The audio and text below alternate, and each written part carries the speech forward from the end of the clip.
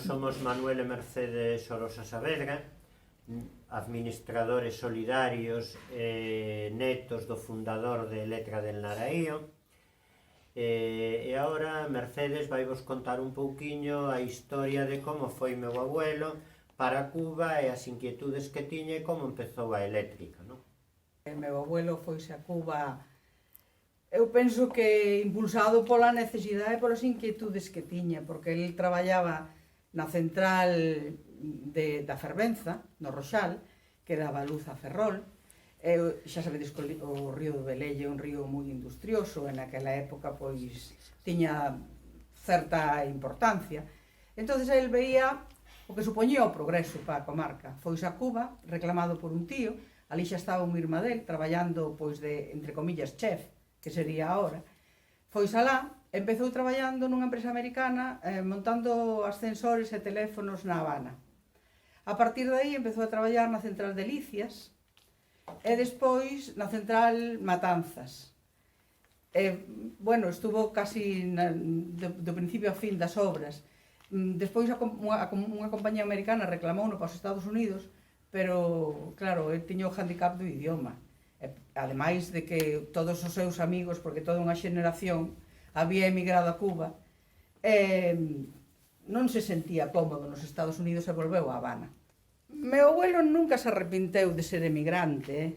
Pasou no mal, como todos os que salen da súa casa, pero ainda así pensou que tiña moitas oportunidades de ver outras cousas que quedándose aquí non había podido ver nin ter. Non foi unha tragedia familiar que emigrara, todo o contrario, foi, pois eu penso que unha posibilidade para a familia, unha posibilidade de crecimento, unha posibilidade de enriquecemento a nivel personal, unha posibilidade de abrirse camiño noutros sitios. A eléctrica empezou foi unha idea de meu abuelo, xa en Cuba. Había un socio en San Saturnino, que era Faustino Loureiro. Os dous estaban interesados en electrificar a zona, porque aquí non había luz eléctrica. Entonces, bueno, empezaron coa construción do embalse en Naraío e despois de ter feito o embalse e o canal, pois empezaron a construir a central. Daquela Naraío era unha parroquia totalmente rural, cunhos accesos malísimos, non había máis que corredoiras, non había pistas, non había nada. E para baixar calquer tipo de material hasta a central, o sea, hasta onde está ahora, pois claro, había que recurrir a deixar os materiales na carretera de Ferrol as Pontes, no estado malísimo que estaba naqueles tempos, e despois desde Vilarxá ou desde o Pico levala hasta o fondo de Naraío en carro de bois, que era o que había. Así empezaron, bueno, con pedir permisos, hasta que autorizaron a central. A cousa xurdeu como unha inquedanza dunha xente de San Sadurniño que, pensando en que o tren iba a atravesar as terras do Marqués de San Saturniño, pois, claro, había que darlle luz eléctrica para que empezaran coas obras. O Marqués opúxose, de feito, houve un desvío da vía do tren, que en vez de pasar por San Saturnino houve que pasalo pola circunvalación, e de feito xa vedes onde está ahora a estación, en Silvalonga. Estas obras necesitaban enerxía eléctrica, entonces aí intentaron facer algo, pero o Marqués da Conquista negábase, porque decía que non se podían atravesar as súas terras, os campesinos non necesitaban para nada a luz, coas horas solares tiñan suficiente. Pois a primeira turbina foi feita en Labazán, a segunda turbina veu de Alemania. Pensaron que a iban a poder inaugurar nunha fecha, pero houbo grandes dificultades nas fronteiras, entonces tardou uns meses. E, bueno, como a electrificación naqueles tempos tamén iba con moita calma, entre outras cousas, os paisanos eran moi reticentes a poñer electricidade na súa casa porque estábamos nunha economía de subsistencia e necesitábase, bueno, de uns cartos, aunque fora para poñer unha bombilla, que era o que se poñía, na cociña, outra na sala e outra na cuadra, non? A central de Naraío, bueno, a primeira, unha vez construída, A primeira liña que se fixo foi a de Naraío Bouzarredonda. E o primeiro transformador que se puxo pois foi o transformador de Bouzarredonda, para desde ali derivar xa hacia San Saturnino, hacia Moeche, hacia Sedes, hacia Cerdido. No 1931 luceu a primeira bombilla. E a partir de aí xa foise apuntando xente, ao ver era toda unha novedade, claro, coas primeiras casas foi tal novedade que viña xente incluso de outros lugares, de outras parroquias, a ver como era o fenómeno da luz nas casas na que as tiñan instaladas, non? Despois da Guerra Española, o maquis volou a central en agosto, houbo que reconstruílo absolutamente todo, con moi poucas posibilidades, porque meu abuelo quedou absolutamente arruinado. Había todos os seus cartos habíamos invertido en Naraío, e tuvo que volver a empezar de novo. Meu abuelo estuvo a cargo da central con Loureiro hasta o 1969. No 1969 morreu meu abuelo, entonces colleu a alternativa meu pai. A partir do 69 se empezaron a poñer as primeiras liñas en hormigón. As primeiras liñas en hormigón, a primeira liña que se fixo, pois foi a liña de Bouzarredonda-Naraío, central de Naraío. E en ese ano empezaron a traballar aquí nesta casa pois 3 empleados de Naraío, José Piñón, José de Beceiro e un terceiro empleado que estuvo pouco tempo, que foi Tembrás. No 1974, xa coas liñas de media xa en hormigón, meu pai compra o socio e pasa a ser xa patrimonio pois solamente letra de Naraío da familia Orosa, non? A partir dos 80 prácticamente a remodelación do negocio de Letra do Naraío como tal está concluída, o sea, nas liñas de media tensión. Que pasa? Que tamén empeza un consumo desorbitado coa actualización das empresas das granxas, dos aserraderos, das empresas de ferraxe, incluso dos talleres mecánicos, das tendas, vamos a ver, é un resurxir xeneral que se nota, sobre todo, bueno, pois no país, non? E, bueno, con ese consumo xa nos vemos na necesidade de ampliar moitos transformadores. En Naraío, por exemplo, que había 3 transformadores, pois xa hai que crear novos centros de transformación para poder chegar a toda a parroquia, a todas as casas, incluso lugares apartadísimos. Pois hoxe teñen un servicio de calidade e teñen un servicio, bueno, que con unhas industrias que fai tempo pois nadie pensou que nun sitio tan apartado se podería ter unha gran industria e un gran negocio, non?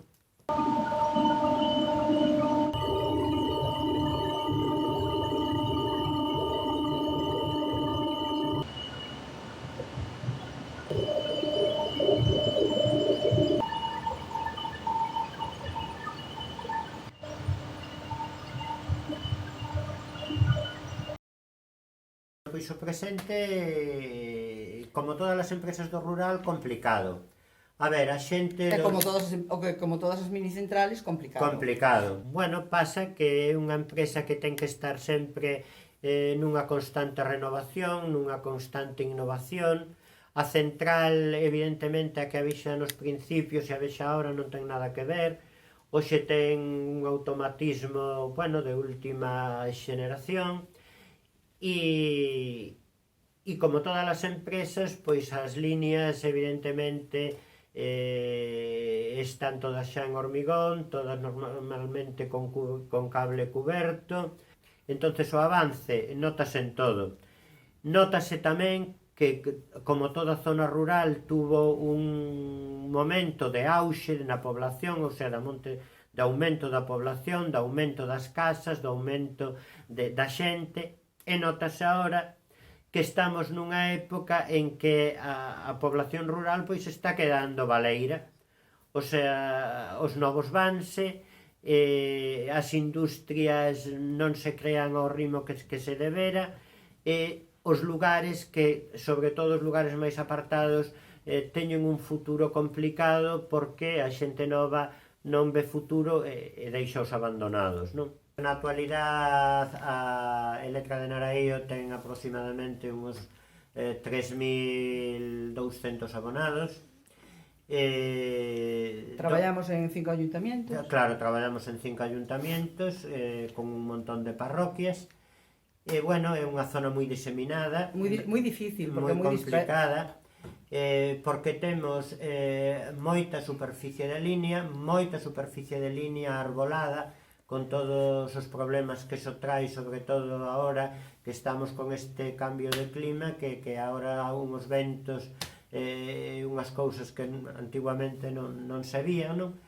E despois, pois, a diseminación, o sea, dadevos conta que, por exemplo, Naraío, que é a primeiro sitio de electrificación, ten lugares que hai 3 kilómetros de línea para solamente un abonado, non? Fálovos, por exemplo, de Soutullo, fálovos, por exemplo, de Racamonde, fálovos, por exemplo, do Chao do Pío, do Pousadoiro, a ver, que bota un home un día, cando se leían os contadores, e ves ao final do día, e tras 15 contadores leídos, non? A mitad das casas vacías, o sea, que non... Pois polo eucalipto tamén, porque nosotros temos unha línea moi larga hasta Cerdido, e por aí collemos cantidad de eucaliptales que eso para nosotros é moi incontrolable. Os eucaliptos, vamos a ver, para nosotros estamos de acuerdo en que para Galicia é unha das grandes potenciales, madeireira, pero... que por suposto en plan diñeiro é unha das grandes industrias, pero para as eléctricas é unha plaga non só, o sea, por dúas razóns, polas razóns de que é unha madeira completamente inestable, no sentido de que ven un vento e bimbea e baixa ao centro da liña e veña ramallazos e non hai maneira de tal, e despois que é unha madeira de crecimiento moi rápido, e ao ter o crecimiento tan rápido, nada máis que veñan 4 días de chuvia, 2 días de vendaval, que cae facilmente. O sea, cae facilmente as liñas, e de feito viñeron 2 temporales sonados aquí a nosa zona, que foron o Claus e a Hortensia, e iso foi para nosotros a ruína total, non? Outro problema é tamén a despoblación da zona, porque antes, efectivamente, o aproveitamento da leña, o aproveitamento dos montes, a xente limpiaba, porque necesitaba a leña, necesitaba a madeira. Agora nadie limpia nada. Entonces, témolo que asumir. Claro. O mismo pasa co río, que nadie limpia, despois ven unha crecida e leva todo por diante. Pero... Sí. É o que hai. É o que hai, normalmente é o que hai. A empresa, non solamente Electra del Naraío, sino as outras, todas as empresas, as mini empresas e as mini centrales que hai por Galicia, a verdade é que Fenosa e Iberdrola e todas as grandes empresas levan toda a vida intentando absorbernos e comprarnos, non? O que pasa é que, bueno, por que estás aí?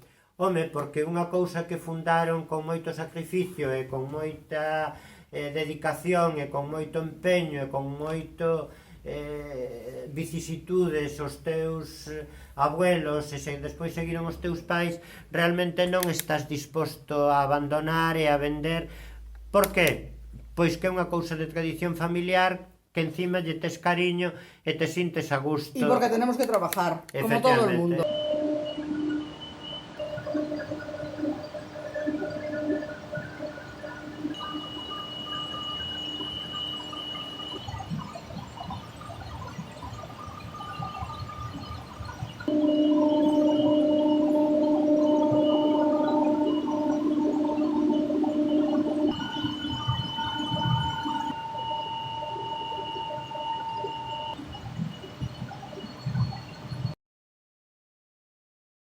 futuro é regular, na máis. Intentamos solventar como podemos as dificultades da coyuntura e do entorno, porque sabedes que a población rural é escasa, encima moi envellecida.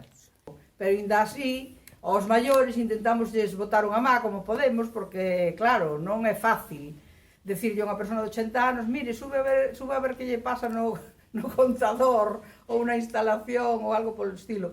E intentamos seguilo facendo o mellor que podemos, intentar mellorar na medida das nosas posibilidades, que non son moitas. O futuro, pois miña irmá xa vedes, Quedarei eu. moito máis bella que Pero min, quedarei eu. Xa se ve a simple Aquí, vista. las chicas al poder, aquí as que resisten son as mulleres. Pois quedarei eu uns anicos máis hasta que o corpo aguante, non? Cantos? Pois non sei, hasta que o corpo aguante. Desde logo, seguir vivindo en Vista Alegre, sí, non? É unha casa que lle teño gran cariña, que lle teño gran afecto. Que quieres que te diga? Que quieres que te diga? Pues no sé, que aquí te aguantaré. Ay, sí, nos queremos mucho. Somos dos hermanos que nos llevamos bastante bien, pero por lo demás, bueno, discutimos todos los días. Claro. Eso nos lo decimos muchísimas veces. Muchísimas Te veces. quiero, hermano, muchísimas veces. Sobre todo cuando llevamos 6 meses sin vernos. Todos los días, Sí. días, digo yo, Mercedes, moito te quero. Sí. Sí. Sí, yo también. Mercedes, quérote moito, sí. Vamos a ver. Verte lonxe. No sé si nos queremos mucho o poco, pero somos la única familia que tenemos. Pero esto es lo Porque normal. somos moi diferentes, non? Sí. Entonces eu son Y moi yo- amigo dos animales, ela non. Yo soy más urbanita que él. Claro. Yo de vez en cuando necesito salir a esparcir un poco el rabo, que me dé el aire, porque si no me meto la boina rosca, tú. Entonces... Eu, como xa son consciente de que a teño, pois non pasa nada. E nada máis. Aunque me jubile, seguirei aquí... bueno, Plantando coles. plantando cosas. Si me corta la luz, me alumbro con una vela. Eso lo sabe Nicolás, eso lo sabe Doña Manuela. Queredes saber de quen é este bastón? Pois este bastón é un recuerdo de meu abuelo, xa vedes que é de Espiñazo de Tiburón, trouxo de Cuba, e este baúl no que estamos sentados, trouxo nun dos seus viaxes. Si me corta